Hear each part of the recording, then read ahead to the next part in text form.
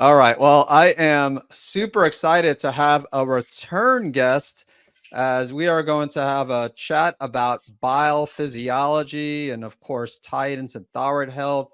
And so we have Dr. Eric Balcavage, who is the owner and founder of Rejuvigen, which is a functional medicine clinic in Chadsford, Pennsylvania. And he is a nationally recognized speaker and educator on various health related topics, including thyroid physiology, biophysiology, detoxification, oxidative stress, methylation, and chronic illness. Dr. Balcavage is a functional medicine practitioner and a licensed chiropractor in Pennsylvania. And he is also the host of the Thyroid Answers podcast. The podcast focuses on answering the pressing questions those suffering with chronic hypothyroid symptoms can't get answered elsewhere. And you can find his educational Thyroid Thursday videos on both Instagram as well as YouTube.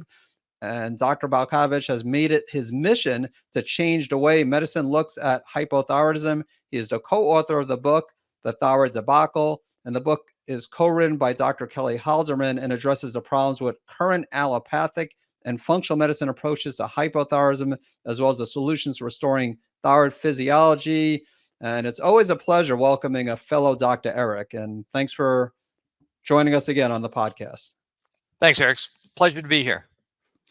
Yeah, so really excited to talk about bile and just want to have you jump into it. I mean, before we started recording, you said that years ago you did was it a 3-day conference you mentioned just focusing on biophysiology? Yeah, the co-author of my book, Dr. Kelly Halderman. That's why she's the co-author of the book, because I was in the process of writing the book, and Kelly reached out to me and said, "I need your help on a bile presentation for a supplement company called PHP, Professional Healthcare Products." And I'm like, "Kelly, I don't have time to help you with that.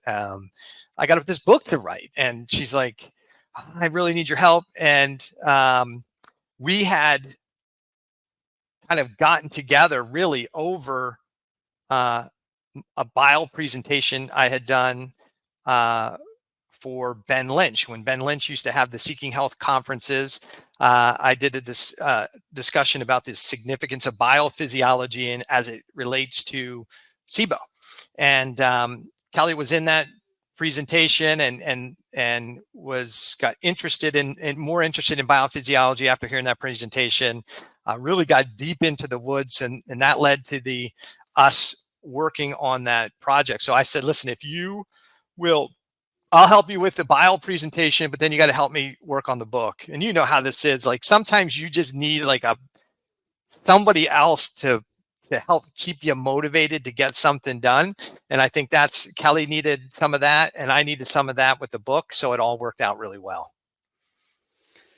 All right. Well, that is awesome. And yeah, I would have never have thought you could spend so much time talking about biophysiology. So I don't think that most people want to listen to 3 days of biophysiology, but it was intense, and we got really nitty gritty. It was for clinicians, not for the general population. But biophysiology is like so important to our overall health and well-being. And we wind up just taking gallbladders out and think like, hey, nothing changes. Everything's just fantastic. This organ doesn't really need to be there. Let's just get rid of it. But I don't think we really consider how important appropriate biophysiology is in the scheme of metabolism and we talk about thyroid hormone regulation, and in the significance of gut and GI function. I mean, critically important, along with significant things like detoxification and getting some of these some of these things that create stress and inflammation in the body out of the body appropriately. Yeah, so let's talk more about the functions of bile and including the components like the bile acids, the bile salts. So essentially what bile, you have this tissue called the liver, right? And liver makes this substance we call bile, and it's like 95% water, right? Mostly water, which is really important because if you're a person who doesn't drink a lot of water, dehydration could have an impact on the ability to make healthy fluid bile. The other pieces in there, there's cholesterol in there that makes up a big piece of it. There's phospholipids that are in there. There's nutrients in there. There's toxins in there. But essentially, what the liver is doing is making this substance that is almost like a soap. So that way it can carry these water-soluble substances into the stool, into the urine, so we can excrete it.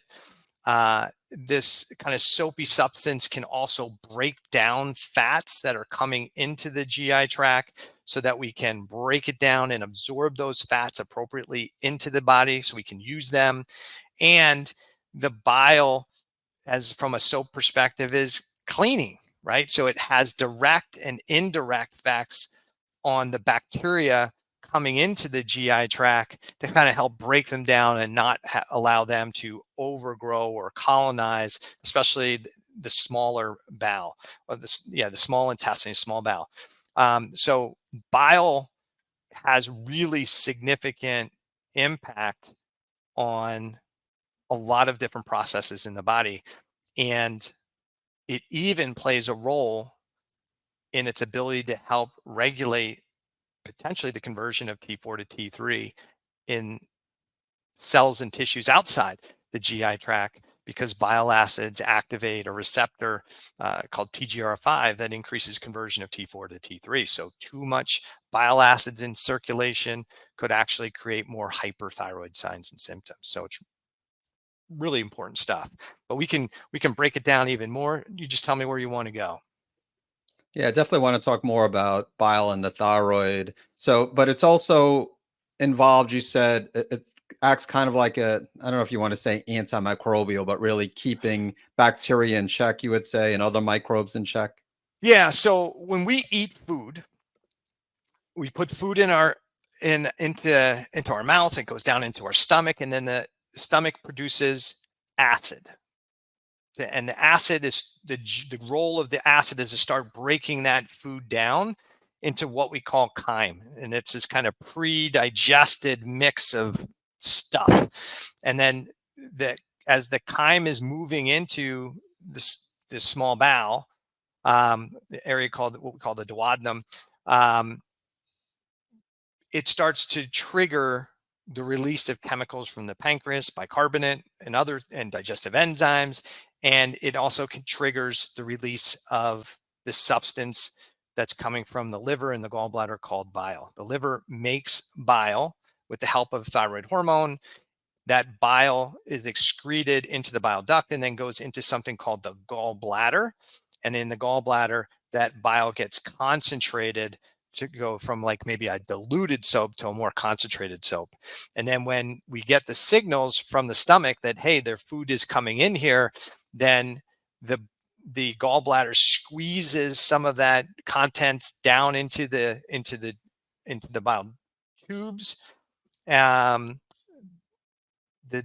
tube from the gallbladder, the tube from the pancreas come together at something called the sphincter of Oddi. And then those pancreatic enzymes and bile acids enter the upper part of the GI tract to start breaking down the foods into a more absorbable form.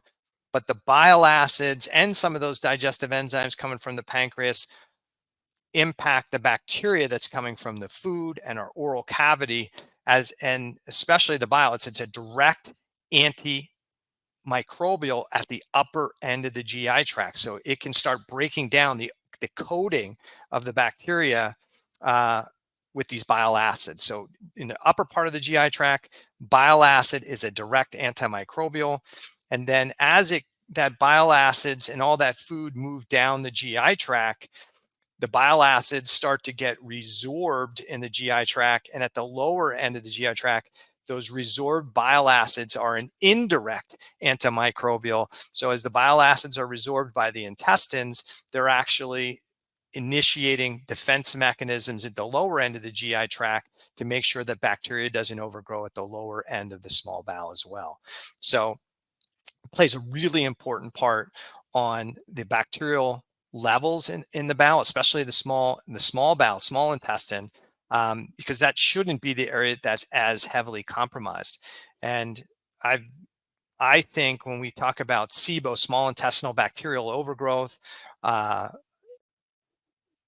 SIMU, or however you want to say it, small intestinal microbial overgrowth, one of the big things I think is missed in people who are treated for chronic SIBO is that they've lost potentially the innate immune system of that small bowel, which is largely influenced by the amount of bile and the quality of the bile that's moving into the GI tract. So if they don't have good bile flow, then you can kill the bacteria. You can take an antimicrobial and you can knock the bacterial load down.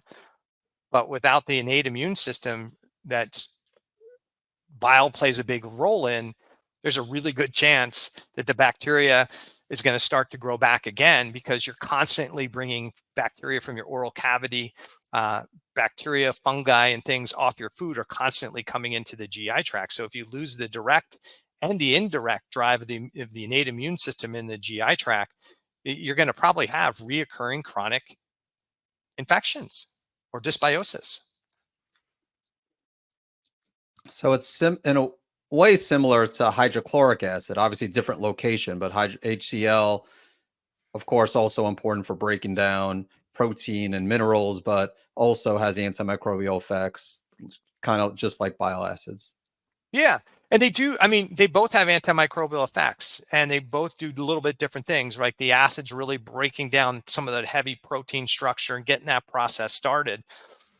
But the acidity of the chyme that's entering the duodenum plays a massive role in what's being released from the surrounding tissues, like what acids, enzymes, bicarbonate, how much of this stuff needs to enter. So if we lose HCl production, then we're going to have the reduced acidity of the chyme. That's going to influence both pancreatic enzyme output, bicarbonate. It's going to potentially impact the amount of bile that's entering into the GI tract. So it does all start from the top. And what else is really important is you need appropriate levels of T3 in the stomach to make stomach acid. You need appropriate levels of T3 at the liver and gallbladder, and you definitely need appropriate levels of T3 at the liver to make appropriate bile and to help regulate bile. And you need appropriate levels of T3 in the GI tract to allow the sphincter of Oddi, this sphincter muscle, to open up to allow the bile and pancreatic enzymes into the GI tract. So thyroid hormone plays a critical role in stomach acid production, bile acid production, but also the release of both pancreatic enzymes and bile into the GI tract. So thyroid hormone's a part of all of these components to a healthy gut function. Okay, so you explain how bile, or how thyroid hormone just now affects bile, and also you mentioned how bile affects potentially conversion of T4 to T3. So there's that interplay there. You need healthy thyroid hormones to have healthy bile production, healthy bile production to have healthy, I guess, conversion of T4 to T3, but maybe not too much bile, like in the, maybe as far as supplementation. I was going to save the supplementation for later, but we could talk about it now, because when you're taking something like an ox bile supplement, that's essentially, I guess, that's essentially bile in a capsule. Yeah. And so it sounds good on paper, right? If you don't have good fat digestion, when we start to think about, maybe I've got a gallbladder issue, so maybe I should just take bile. Now, when we eat food and the liver's making bile and the gallbladder's releasing bile into the GI tract, that bile is doing its job and then it's being resorbed. About 95% of the bile acids are resorbed back to the liver. And you probably cycle those bile acids 5, 6, 7 times through the process of trying to digest the food. There's primary bile acids, which is what is new bile acids made by the liver.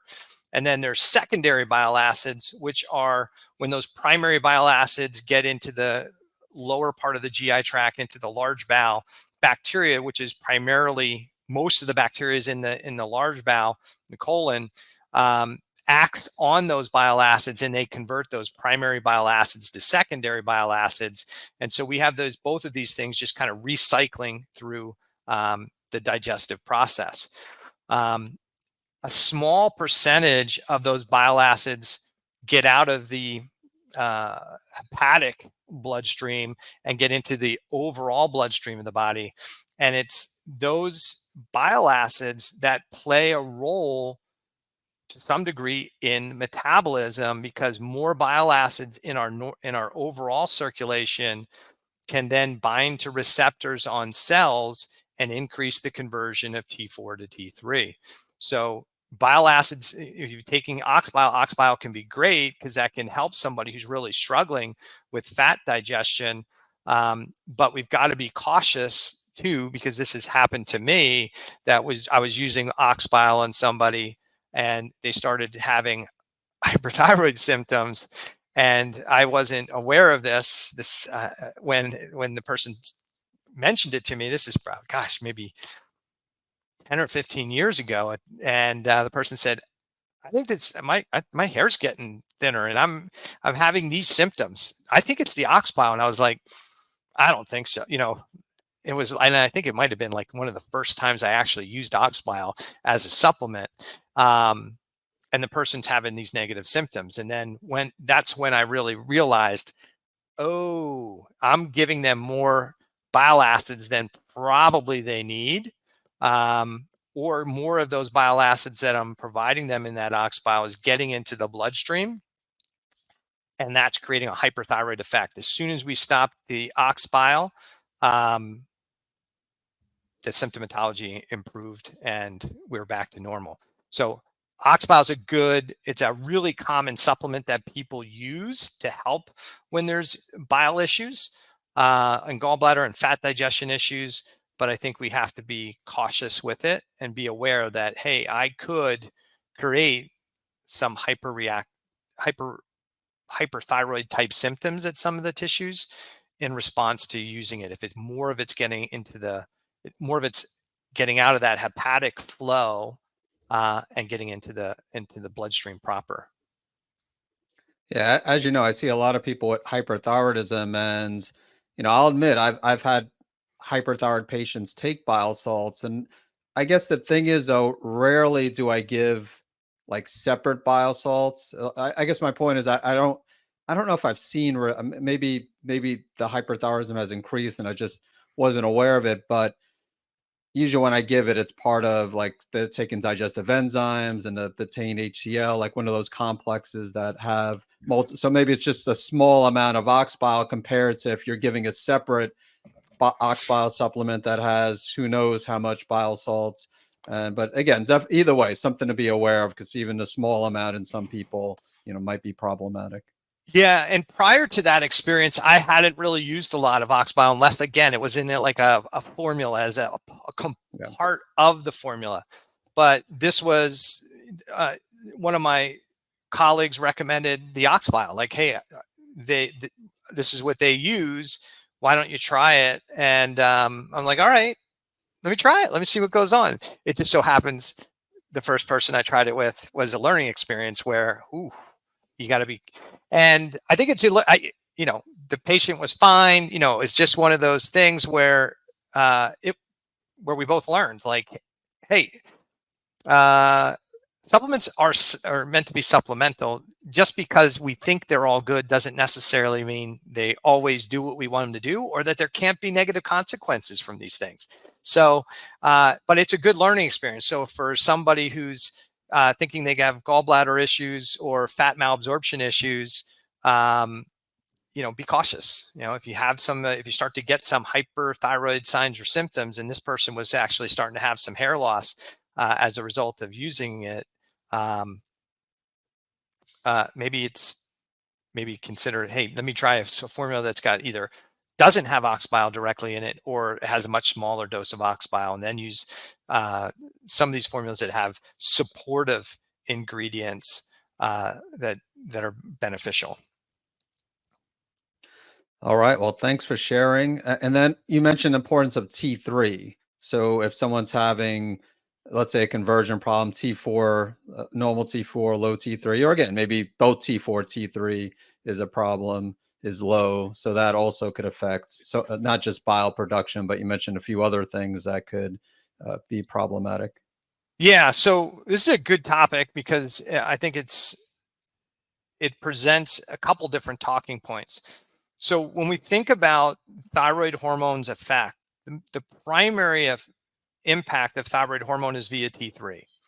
And so, and it's in a lot of tissues where most of the T3 is made. There's some tissues that only can use T3 from the bloodstream. There's other tissues that maybe 50% of the T3 that the cell is using is made within the cell. And that's important because if we look at somebody we look at their thyroid panel, we see maybe appropriate levels of T4 and low T3. The initial thought process might be, well, I'll just give them T3 to offset what their body isn't making. And they assume that if we just give them more T3, it's going to have the same effect that the cell would if it was making its own T4 into T3. And unfortunately, that's just not the case. Dr. Bianco, do you know Dr. Bianco? He just wrote a book on thyroid physiology, but he's got deiodinase.org. Really, he's an MD, smart guy, really well known in this in the thyroid world from a medical standpoint. But Dr. Bianco we just talked about this the other day because he had a paper where he kind of discussed T3 and how long the T3 that's coming from the bloodstream stays in the cell versus how long the T3 that's made in the cell stays in the cell. And T3 that comes in from the bloodstream, I think that number it's pretty short, maybe half hour or less that T3 is in the cell. So it comes in the cell, it goes back out of the cell. But the T3 that's generated inside the cell may stay in that cell for closer to 8 hours. That's significant, right? So it has a different impact when we convert T4 to T3. And I say that because in an effort to maybe think we're optimizing somebody's thyroid physiology or potentially try and make somebody feel good, we see that reduced conversion of T4 to T3 and may say, well, I'll just give them the T3 and that should fix the problem. And it may manipulate the blood levels, but it may not improve the function of the tissue. Why? Because the tissue, that thyroid hormone, that T3 may not get into the tissue as much as we think it will. We assume that the T3 in the blood correlates with what's inside the cells and tissues, and that's not necessarily the case. And it may not hang out there as long. So when we see somebody maybe who's got reduced T4 to T3 conversion, and we see that they have fat malabsorption issues going on, then what we need to do is ask maybe a better question, which is, what's driving that reduced conversion of T4 to T3 and impacting the liver and the gallbladder and the sphincter of Oddi versus let me just throw more T3 into the system. And in that situation, what should we do for the person who's got fat malabsorption while we try and figure that out? That's where I think we can use these supplementation strategies. Definitely make sure we're supporting there with pertaining HCl if they have HCl issues, and add some of these good gallbladder support formulas that are available. And there's a ton of them that we can support the fat metabolism while we try and address what's driving the adaptive decreased conversion of T4 to T3, my opinion. Now, when it comes to taking T3, would you say there's a difference between something like Cytomel synthetic T3 compared to desiccated? I mean, I agree with you. You definitely want to try to address the cause of the problem, the conversion problem. But I'm wondering if someone were to take desiccated thyroid over T3, if that would make a difference. I don't think so. T3. I don't think so, because the challenge becomes, if you think about what's really going on at the cell level, right? if the person has appropriate T4 and they've got an inflammatory cell stress response going on that's reducing the conversion of T4 to T3 and increasing the conversion of T4 to reverse T3, we might look at that and say, well, let me just give them T3.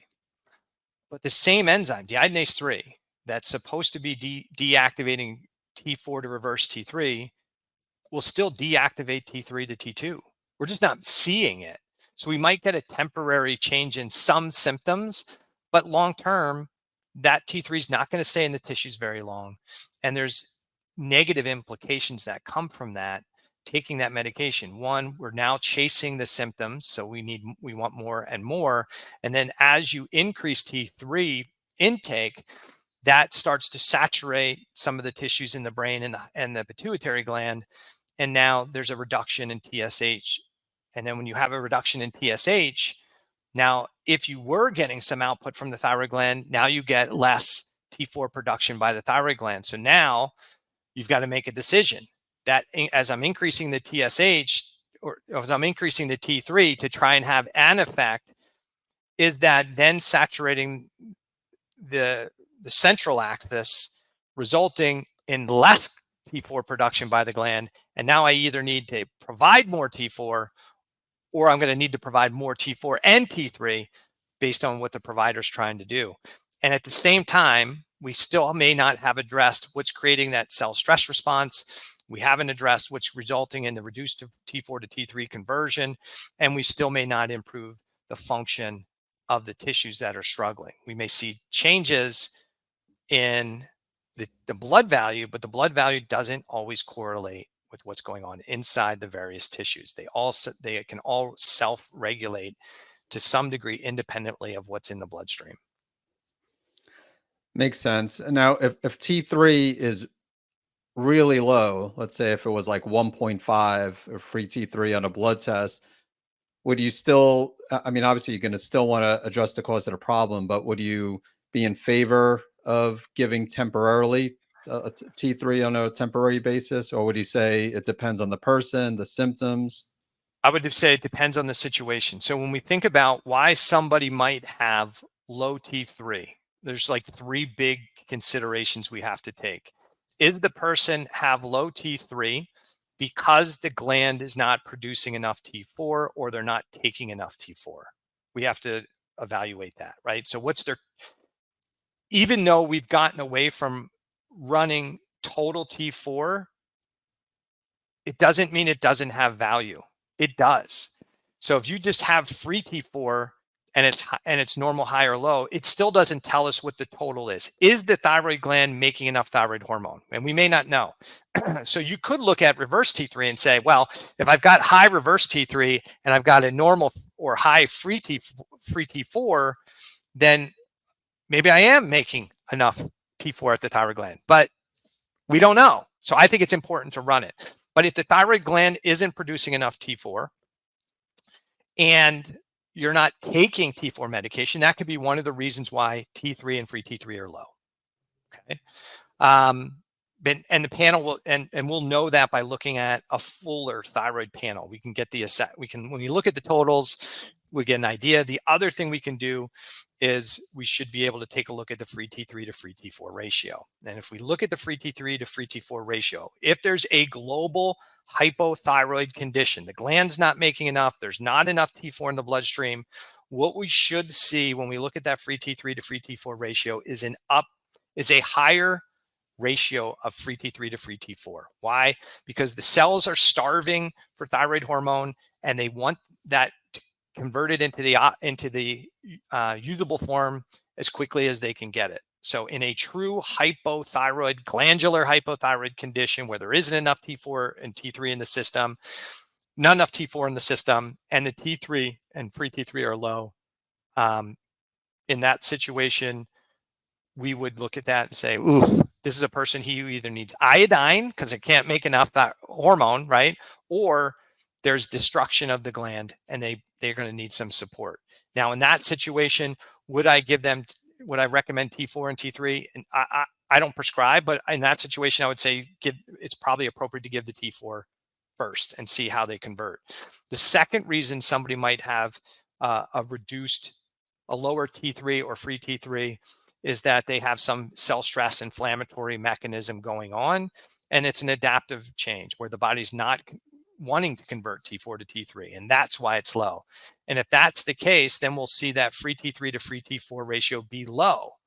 And in that situation, I wouldn't recommend more T3, because if the body is trying not to convert T4 to T3, and we give them more T3 that the body probably didn't want, is that helping them?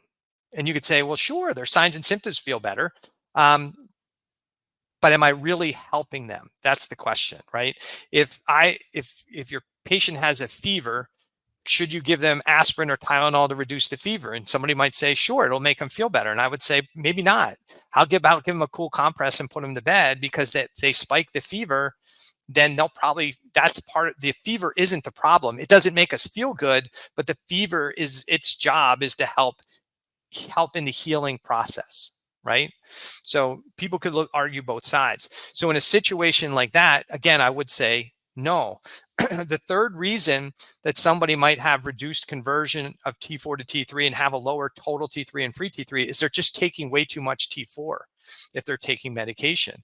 Because if they have too much T4 in circulation, too much T4 in circulation results in the ubiquination of deiodinase 2. So they turn down that T4 to T3 conversion in the peripheral tissues, and now they're going to have a lower T3 and free T3. So in that situation, again, I wouldn't recommend more T3. I would recommend that they reduce the T4 dose. And the fourth issue that we have to take into consideration is that this could be a person who has a genetic polymorphism, who just does not convert T4 to T3 very well. And if that's the case, that's the person that I would consider, hey, I know they've got genetic polymorphisms. They're one of the 15% of the population that could have up to a 20% reduction in T4 to T3 conversion in the periphery. And that person, I would say it might be justified to do it. And then the fifth situation would be somebody who's had a thyroidectomy, had their gland damaged, radiation, whatever. The thyroid gland typically makes 5 to 10 micrograms per day. So why wouldn't, in that situation, if I'm trying to mirror, I want the thyroid, if we're taking away the gland's function, then we should mirror the production. And that should be maybe somewhere between the 5 and 10 micrograms that the thyroid gland would traditionally make. So in that situation, I would say that's a person who probably needs T3. But no, when somebody just has low T3 or free T3, I don't like them to just be on thyroid medication just to improve some of their symptoms, because my goal with my clients is to figure out how to help that T4 to T3 conversion. And it's my feeling that in a lot of cases, giving the T3, while it may create short-term benefit, is problematic in the long run into helping normalize normal homeostatic thyroid physiology. All right. Well, thanks for that explanation. I know we got off track with the bile metabolism, but I thought it was important to bring that up. You did chat a little bit about this during our first conversation, especially the testing the total T4 and not just relying on the free hormones, especially in the case of hypo. I don't know what hyperthyroidism, I still just test free T4, free T3, but it does make sense with hypothyroidism when looking at the total output of thyroid hormone, not just to rely on the free hormones.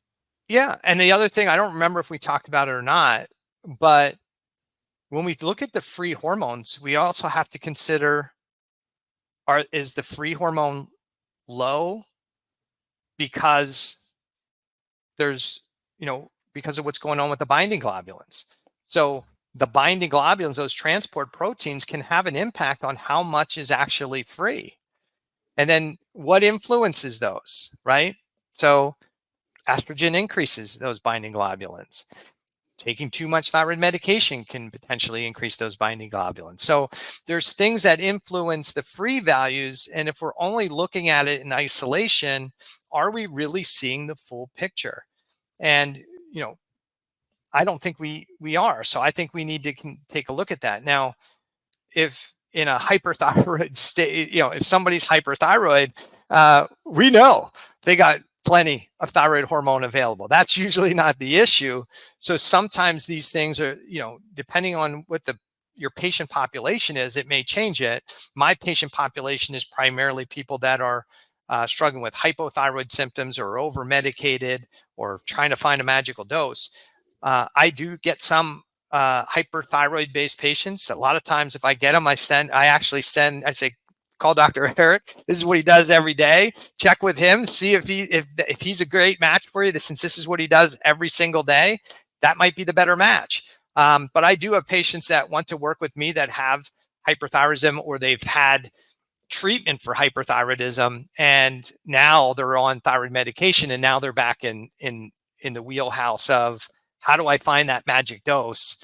And I'm like, yeah, in that situation, if you're on the weight and age appropriate dose for somebody who doesn't have a gland and it's not working, then you have what I talk about every day. There's still some type of cell stress, that response that's going on, that's driving the immune inflammatory process. And in those situations, we should be, once we get them close to what the thyroid gland would have made, then we got to get busy trying to find those stress responses. So even though we both work in the thyroid world, what labs you think are important and what the labs I think are important is really going to be centered around our patient population of what we deal with.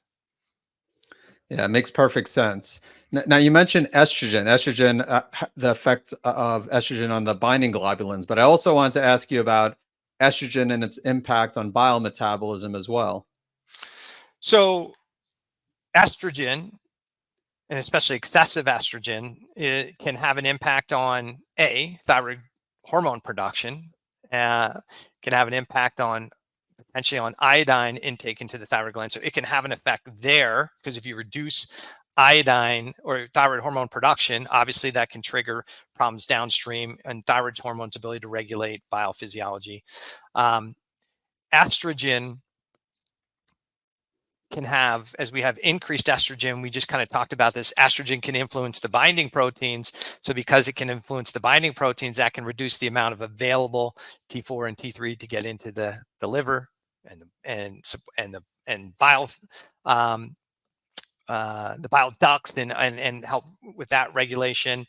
And estrogen also impacts what we call that sphincter of Oddi, which is the valve that needs to open into the duodenum to allow bile flow and pancreatic enzymes to move into the GI tract. And so if you have too much estrogen in the system, that can cause constriction of the sphincter of Oddi, keep it tight, keep it from opening up. And then that can lead to problems with reduced bile flow into the GI tract, so that can lead to fat malabsorption, gas, bloating, pressure, loose stools, permeability issues, inflammation. And it can also cause the bile to become thicker and lead to stone formation, and then lead to gallbladder disease. So unfortunately, we need estrogen, right? Estrogen is really important.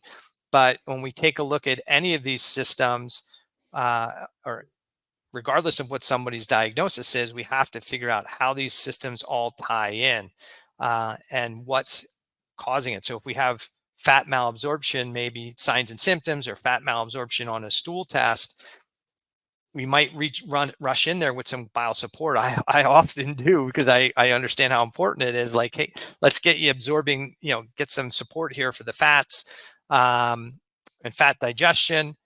But then let's start to consider, what are all the possibilities or probabilities that are resulting in reduced T4 to T3 conversion, and what else might be impacting bile production and bile flow into the GI tract. And especially for women, estrogen issues could be tops of the list.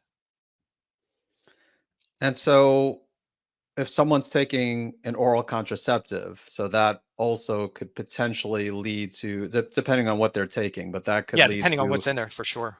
Yeah, so that could lead to gallstones by making the bile thick and sluggish. Yeah, and I I think obviously if somebody's got a gallbladder disease, right? If the tissue's diseased and it's problematic, I get it. Maybe it has to come out. But if we just remove the gallbladder, right, and just have the duct straight from the liver into the GI tract, and we still have a T4 to T3 conversion issue, or we still have an estrogen issue, did we really fix anything? We took the diseased tissue out, but now we've lost the concentration of the bile. So it's not as effective. It doesn't have the same antimicrobial effect. It doesn't have the same ability to break down those fats appropriately. It doesn't have the same ability to absorb those free fatty acids across the membrane. It doesn't have the same effect that this more concentrated bile might have. It would be like, washing your dishes with like a concentrated soap versus a really watered down diluted soap. It just doesn't have the same effect. But I think that happens all the time where people, oh, you just have gallbladder disease. We'll take your gallbladder out and you're going to be good. Well, the first question we should be asking is, what are the issues that cause that gallbladder to become diseased to begin with? What was the patient's estrogen level? What's their T4 to T3 conversion? Do they have dysbiosis? What's their lipid structure? What are their lipids like? Is there cholesterol in the bloodstream high? And maybe that's having an effect on bile absorption. Are there things blocking the transport of bile flow in and out? Is there what are the reasons that we have these issues and these problems versus just take it out and you're good, right? But I think that happens too often.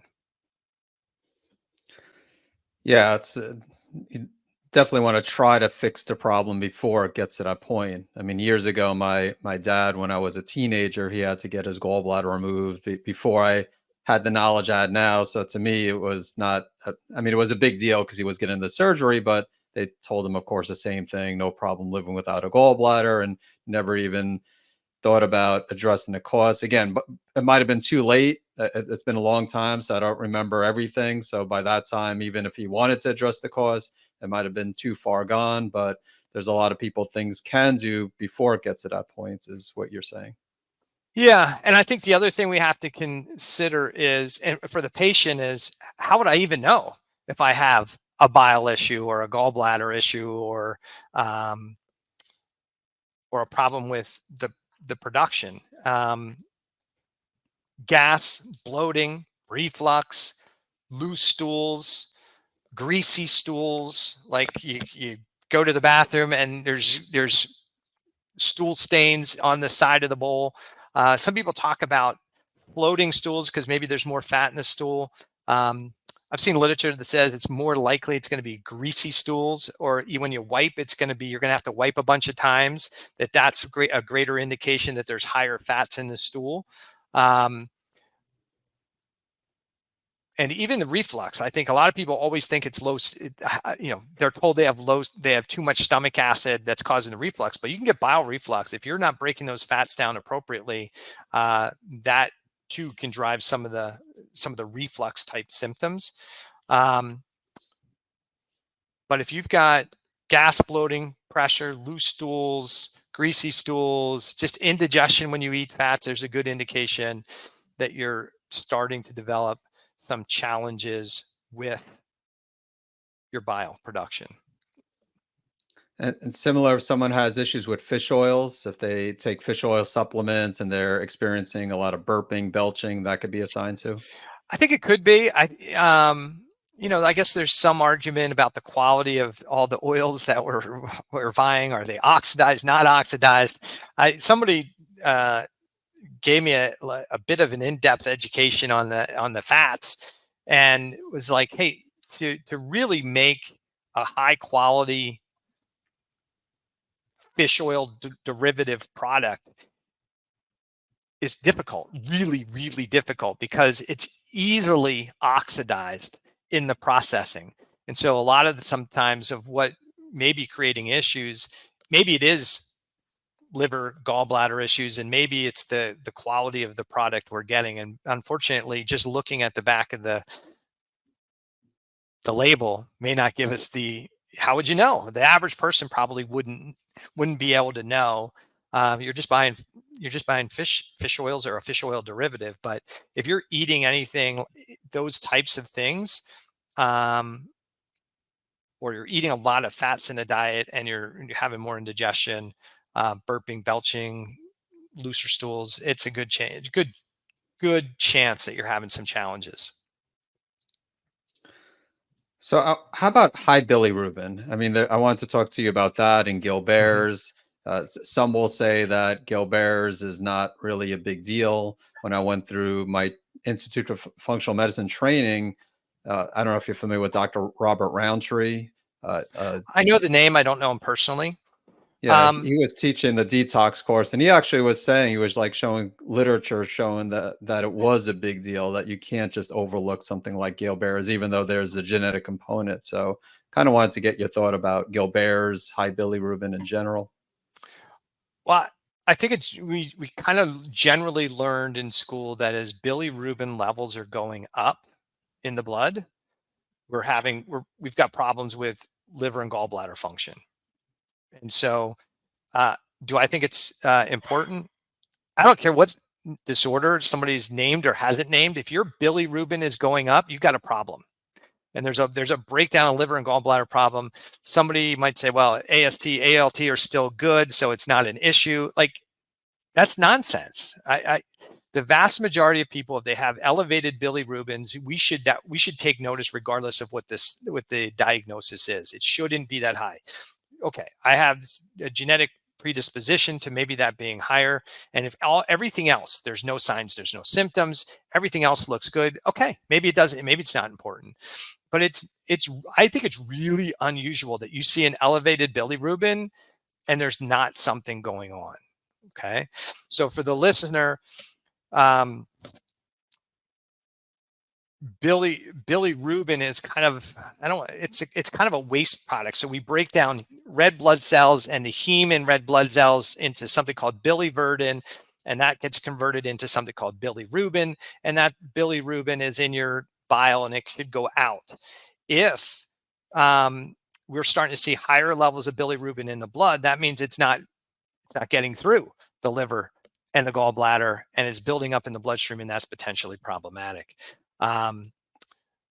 Bilirubin, just so you know, the reason your stool is brown is because of bilirubin, and the reason your urine's yellow is because of bilirubin, right? So when somebody says, hey, you've got clay colored stools, the reason they're clay colored is you don't have as much bilirubin getting into the stool to actually make it that darker, pretty brown color, right? So it does give some of the pigmentation. So I think if it's elevated, it should be a warning sign to a clinician. I usually look at a range somewhere like 0.5, 0.8 for, like, if it's in that range, we're probably good. But again, then we have to also take a look at where's my red blood cells, or am I anemic and I'm at 0.8? If I'm anemic and I'm 0.8, maybe that's too high, versus if I'm not anemic.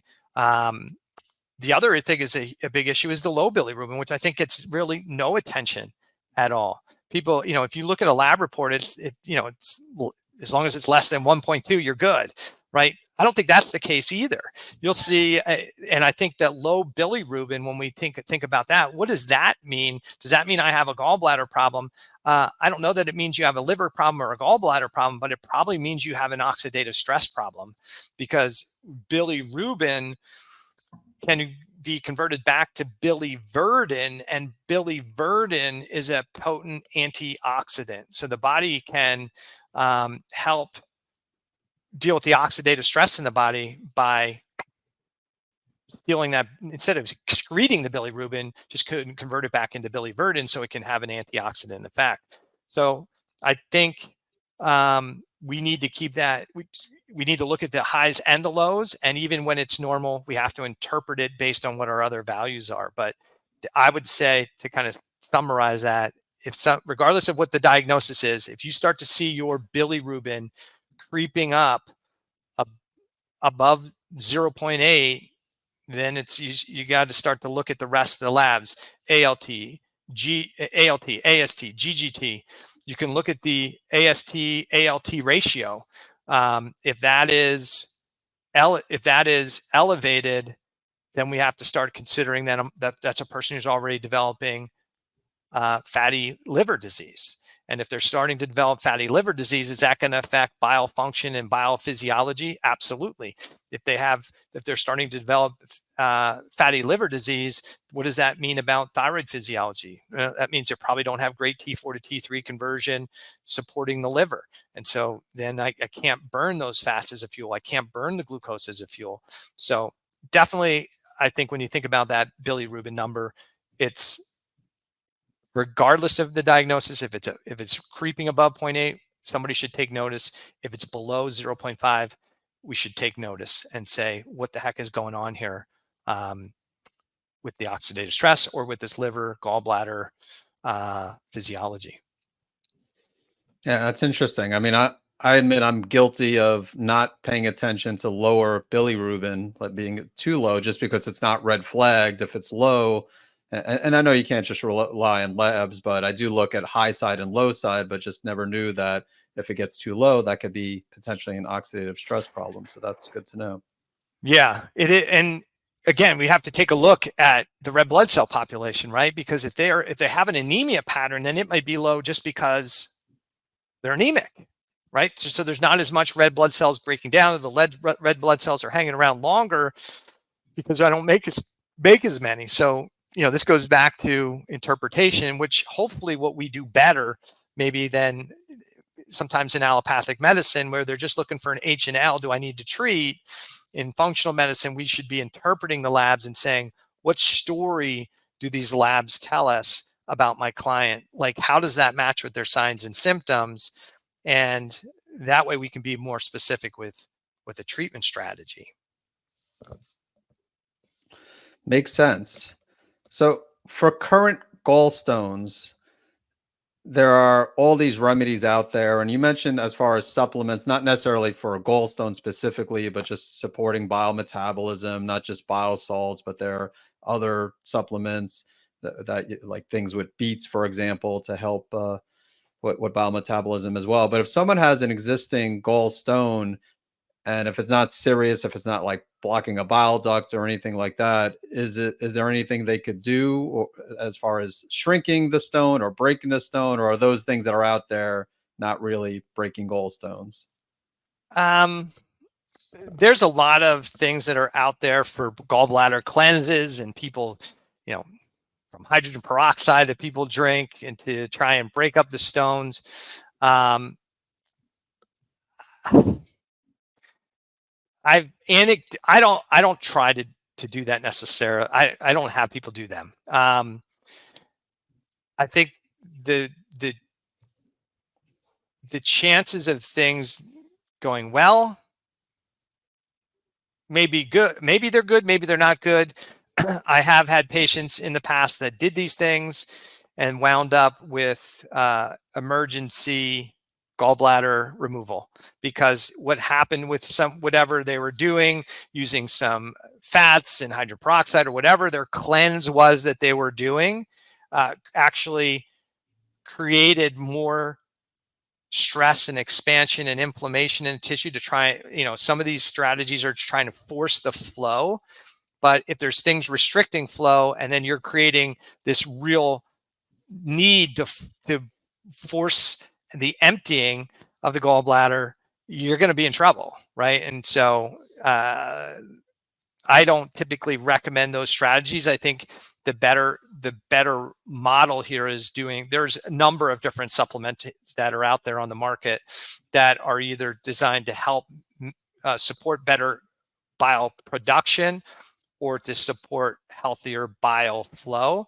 And lots of companies have those things out there. And I would suggest that whoever's thinks they have issues, definitely work with your functional medicine practitioner so they can guide you in the right direction as to what might be the best strategy in your situation. But that's step one. Step two is what's causing this problem to begin with. Yeah, I'm glad you brought that up. I just want to get your perspective. I don't recommend anything to like break up gallstones and like you said, there's risks as well of doing that too. It's just because it's a supplement that you're taking doesn't mean that there's absolutely no risk. And like you said, you could end up in the ER. Not to say it'll happen most of the time, but even if it's 10% of the time or whatever percentage, and again, just it's that risk. So I'm glad you mentioned that. Yeah, and I think I read a paper a while ago, and they started breaking down those gallstones, and it was interesting. In that in this one paper I read, what they were finding was a lot of bacteria at the center of those stones. So, like, what was the underlying cause? So one of those things we have to consider is bacteria uh, getting into the somewhere in that area of the body, especially getting into maybe getting up the duct into the gallbladder. Is the stone really the problem in some of these situations, or again, is that the body's adaptive response? Hey, we've got this bacteria, let's surround it and encase it. Versus that they're obviously they can be a problem, especially if they create a congestion issue. But I think the point of that is the body's pretty cool. Like a lot of the things we think are the problem are the body's adaptation to try and protect itself. So in a situation like that, if we actually knew that, and we don't typically have the ability to, okay, let me pull out, hey, there's a gallstone, let me pull that out and throw it under a microscope at home and see what's at the center of it. But that's one of the things we have to consider is what's going on even from a gallbladder function or dysfunction related to organisms, and it can be. So the last thing I wanted to ask you is life after gallbladder surgery. If someone sees you, they've already had gallbladder removed and they're still having the underlying bile metabolism problems. Does that person necessarily need to be on support permanently since they don't have a gallbladder, or is it still just a matter? I mean, obviously you want to address the problem, the cause of the problem, but once it's addressed, can they be off of, let's say, bile support supplements, or is that something you think they need to take continuously?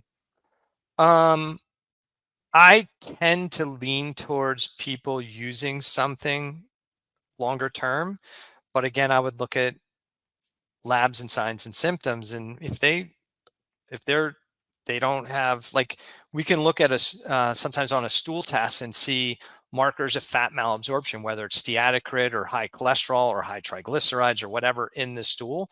If we see higher fats in the stool, it's a good indication that this is maybe a person who's not absorbing their fats very well. So in that situation, we might want to do it.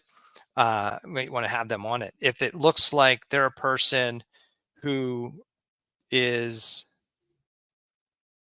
maybe, and especially if you look at their labs, if their triglycerides and VLDL are relatively low and even LDL is relatively low, we might consider they're not doing a great job of absorbing triglycerides into the system, because the difference, as you well know, the difference between VLDL and LDL and HDL is the amount of triglycerides in ratio to cholesterol that's on those lipoproteins.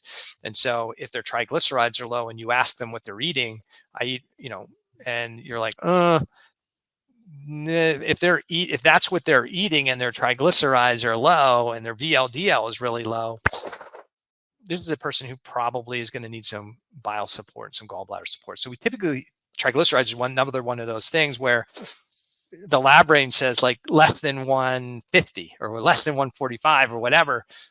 But whether it's high or low, it's telling us a story. If I have somebody who's got low triglycerides and low VLDL, but has blood glucose issues and other issues going on, there's a good chance that they have fat malabsorption going on, especially if they have chronic mineral deficiencies. You really have to look that way. But I wouldn't say I wouldn't say it's a blanket statement. Everybody has to have it. But I would say I would lean towards that most people are going to need some support because they've lost that fat concentrating or the bile concentrating ability when they've lost their gallbladder. And with triglycerides, what would you consider too low? Like less than 50? Yeah, probably under 50, but again, it would depend on what their diet was like, right? So, but I would definitely, that would be a little flag for me. If I saw it under 50, I'd be like, what's going on here, right? Tell me what you're eating. All right, based on that, let me look at that VLDL. That's low too. Tell me about your stools. Tell me about your gas, bloating, pressure. Like, if the picture sounds right, put them on it. If you do a stool test and you can see elevated steatocrit, or you do maybe Vibrance gut tumor test and you see triglycerides and cholesterol and those things elevated, yeah, they're getting some support. All right, makes sense. So this was amazing. Is there anything else that I should have asked you that I didn't ask you with relation to biophysiology? Again, you spent 3 days, so I'm sure there's another few hours we could go on, but anything really urgent? Yeah, well, I would say for the person who bile acids also play a critical role, not just in the immune system of the GI tract, but the permeability of the GI tract. They help to manage those tight junctions. So for the person who's maybe been told multiple times, hey, you have chronic leaky gut, and especially if you've had multiple episodes of chronic dysbiosis and nobody's looked at biophysiology for you, that really should be considered, because the bile acid resorption helps maintain the tight junctions of the GI tract. So, it is not just an issue about fat digestion. It's not just an issue about antimicrobial capacity at the top end, but if you don't have healthy biophysiology, it can lead to the chronic leaky gut. And then most of us are aware that that can lead to chronic inflammation, food reactivity, food intolerances, and even systemic infections from what's going on in the GI tract. Yeah, that's kind of important since that leaky gut is a pretty prominent. Yeah, could be. All right. Well, yeah. Again, this was amazing. Thank you for getting together again to discuss biophysiology. And where can people find out more about you, Dr. Eric? They could see me, the Thyroid Answers podcast, which you've been a guest on, and sometime we'll get you back again on all pretty much wherever you get your podcasts. As you said, the Instagram and Facebook, I guess I'm on too, where we do our Thyroid Thursday videos, and I do a lot of answering questions on there. The book is The Thyroid Debacle, and then my website is rejuvegencenter.com, and they can reach out there. I do discovery calls every day. I do at least 2 discovery calls over my lunch break to help answer questions for people who are just, they're not quite sure where to go or what to do, or they're confused about their health in some way, or their thyroid physiology. And I use that time along with the other platforms to just help give people the answers that they're just looking for, but maybe aren't getting elsewhere. All right. Well, wonderful. Yeah, we'll of course include that in the show notes, and we'll also include a link to his previous interview that we did in the show notes as well. And again, thank you so much, Eric. This was great. Again, appreciate you taking the time to really dive deep into biometabolism. I appreciate the opportunity, Eric.